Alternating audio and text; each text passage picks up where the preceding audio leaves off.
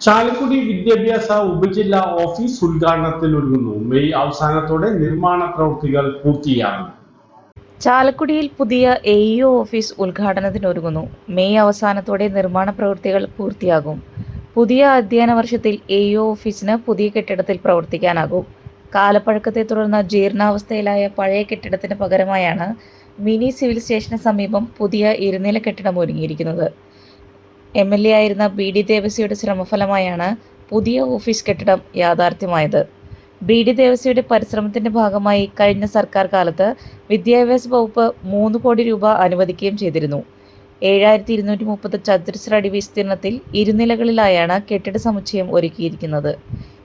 220 ലക്ഷം രൂപ ചിലവിലാണ് നിർമ്മാണം.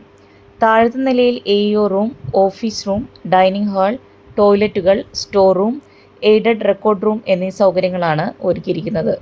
ഒന്നാം നിലയിൽ കോൺഫറൻസ് ഹാൾ, 2 വിസിറ്റേഴ്സ് റൂമുകൾ, ടോയ്ലറ്റ് തുടങ്ങിയ സൗകര്യങ്ങളും സജ്ജീകരിച്ചിട്ടുണ്ട്. സൗകര്യക്കുറവും കാലപ്പഴക്കവും വന്ന പഴയ കെട്ടിടത്തിന് പകരം പുതിയ കെട്ടിടം വേണമെന്ന പതിറ്റാണ്ടുകളായുള്ള ആവശ്യമാണ് ഇപ്പോൾ സാഫല്യമാകുന്നത്. News bureau, Chalakudy.